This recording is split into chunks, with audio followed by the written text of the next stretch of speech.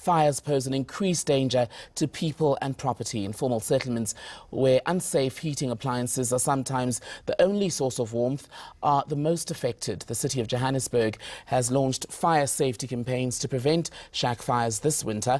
For more on this, Emergency Services spokesperson Robert Maluadzi joins me in studio. A very good morning to you, Robert. So another year, another campaign. Yes. How's this going to be different? Yeah, this time around we are having more of our community's participation in the sense that over and above the door-to-door campaigns we conduct normally on our this time of the season, we actually added our Josie safety kit, which is a kit which I brought in here which is an added initiative to introduce other heat energy sources which our residents out there can use, because we know that most of our residents, they're still using candles, they're still using paraffin stoves which are not regulated. Most of these paraffin stoves, they explode while they're in use. There's also a challenge in terms of how they build their shacks. Most of the shacks, they are next to each other, which not only causes a problem when there's a fire incident, but also when there's other emergencies in the area. For instance, medical emergencies, we cannot be able to move around maybe with a stretcher in those areas. So those are some of the initiatives we will be doing now to most of our informal settlements around the city of Johannesburg. We'll talk about what exactly is in that kit in just a moment. I want to talk about another point that you've just raised, that is community involvement in your attempts to prevent a repeat of the shack fires that we often witness in the city. Yeah. How crucial is it to have buy-in from the people who are often affected by these fires? Yeah, it is very important, because we've realized that if we've got community participation, we can manage to reduce the number of fire incidents and fatalities, because most of our communities, it's not like they don't, they are just careless. It's just that some of them, they don't know some of the other heat energy sources they can use. So with this initiative, by them allowing us to come into their space, we are able to introduce to them other heat energy sources which they can go and be able to buy out there. And of course, Tembikile, there's another challenge out of these informal settlements, not only in the city of Johannesburg, but throughout the city of Johannesburg. Due to the socio-economic situations which these people find themselves in, there's also a challenge of alcohol abuse in most of the informal settlements, where there's no compliance in terms of bylaws. You find out that shebeens, they just operate throughout the night. In most of the cases, you find out that these fire incidents are deliberate. When people are enjoying themselves, maybe they are fighting, maybe one person decides to set alight one of the shacks in the area. So we've seen that also there's an increase in terms of the number of fire incidents which are deliberate, which is very difficult for us to police, to look after those kind of incidents. But we're hoping that through our bylaw compliance initiatives which we're doing, to make sure that these alcohol outlets are complying with our city's bylaws, we can be able to reduce the number of these incidents we're coming across. Let's talk then about these alternative heat measures that you're introducing to these communities. As you bring that up, what do you have in this container? Okay, this year it's a 25-liter bucket. So the 25-liter bucket, the expectation is that our residents will make sure that it's filled with water all the time. So what happens is these communities which we're handing over these buckets, they've already been trained on basic firefighting, basic first aid. So they'll form like a chain whereby they'll hand each other this bucket of water to be able to extinguish the fire before us as professionals arrive on there.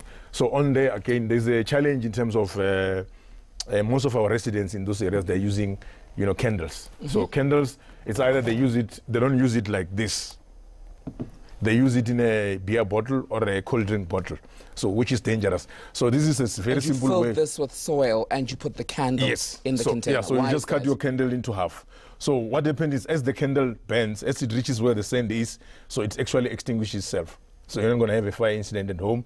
And also, due to this jar, Tembikile, this jar is actually it's going to be, the room is going to be much more brighter than when you have the candle alone. Okay. And also the candle will take much more longer period of time, because the wind is not going to be blowing it, quicker. So I imagine the soil would also then help in the event that the candle tips over, which is what we hear a lot. Exactly. The soil will then help put it out. Exactly, and you can be able to carry it out in your room where you are. Like, yeah, you're not going to be able to burn.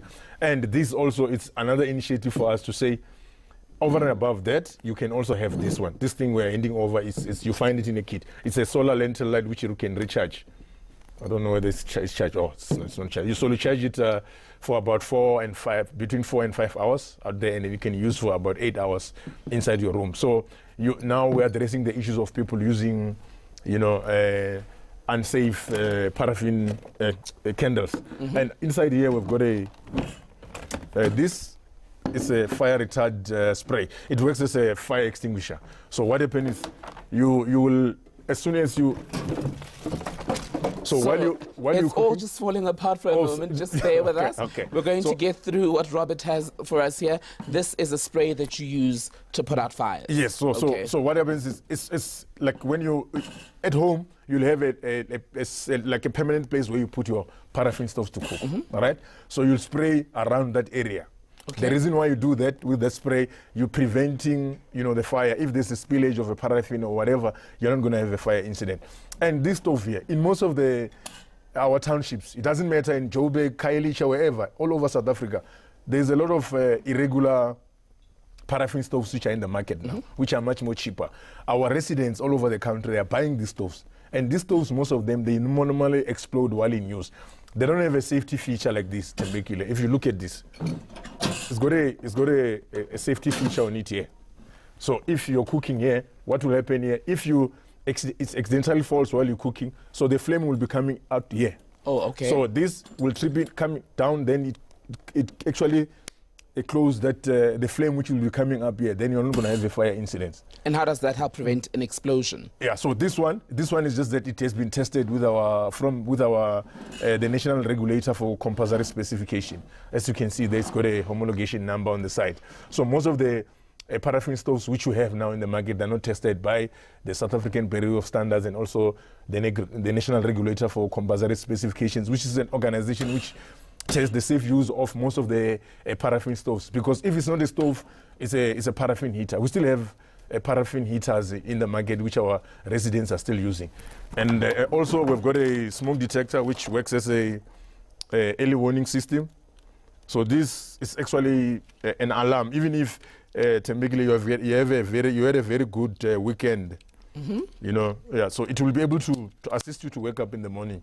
So it will give you like an alarm. Okay. To be able to wake up, because in most of the cases you find out that people, most of the time when we have fire incidents, people are unable to, they're move out of sleeping a lot of the time. Exactly, because it's around midnight, people are fast asleep. So this thing works as an early warning device to be able to assist you to get out of the room. So we are almost out of time. I'm looking at all of this and wondering how big your rollout of these goods is, and for people who then want to maintain this level of safety, what are the costs? Because as you mentioned, there are a lot of socio-economic factors involved here.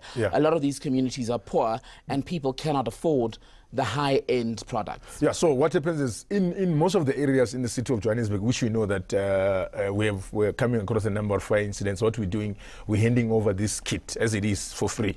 So however, those who can be able to afford to buy one of these items, we encourage them to buy these items individually so that they can be able to reduce some of the fire incidents which they come across in their areas where they are. How many of these kits are you giving out? Right now we've got about 1,000 kits which we will be giving out to our residents out there. We already handed over some in Ekenhof informal settlements 2 weeks ago.